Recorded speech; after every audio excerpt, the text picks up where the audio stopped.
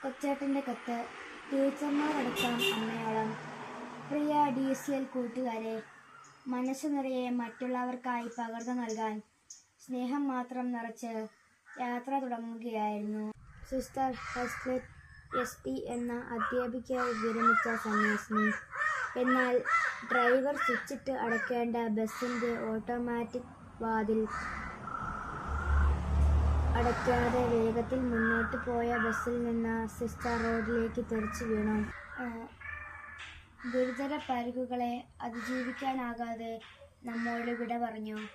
കോതമംഗലം കോഴിപ്പള്ളിയിൽ വെച്ചുണ്ടായ അപകടത്തിലാണ് ഈ കഴിഞ്ഞ വർഷം ഊന്നുകൽ ലിറ്റിൽ ഫ്ലവർ ഹൈസ്കൂളിൽ നിന്ന് വിരമിച്ച് നിരവധി മേഖലകളിൽ സജീവ ശുശ്രൂഷ ചെയ്തു വന്ന നല്ല അധ്യാപികയായ സിസ്റ്ററിന് ഇന്നലെ 1/7/26 ജീവൻ നഷ്ടമായത്.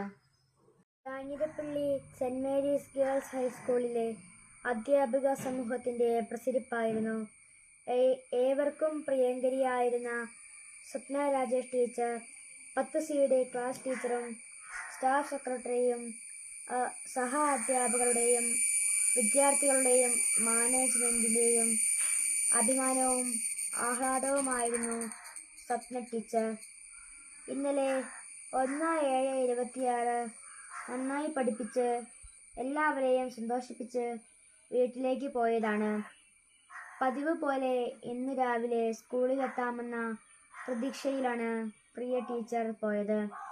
എന്നാൽ വീട്ടിൽ വെച്ച് പെട്ടെന്ന് ഹൃദയാഘാതം ഉണ്ടാവുകയും ജീവൻ നഷ്ടമാവുകയുമാണ് ഉണ്ടായത്.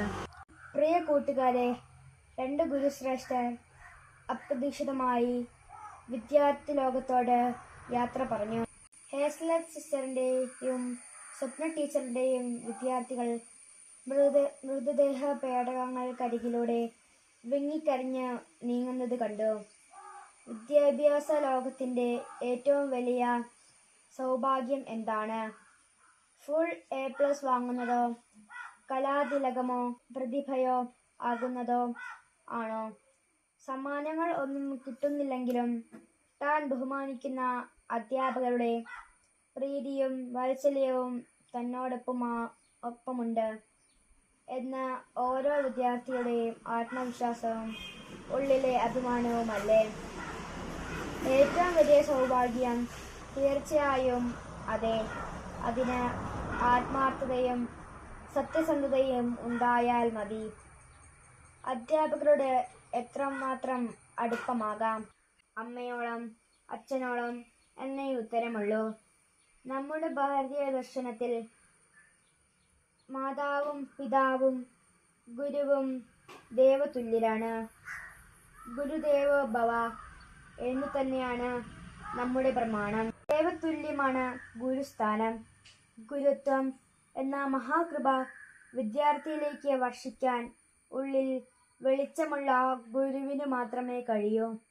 അതിനാൽ നമ്മുടെ എല്ലാ അധ്യാപകരെയും നമുക്ക് അങ്ങേയറ്റം ആദരിക്കാൻ ഒട്ടും ബാക്കി വെക്കരുത്.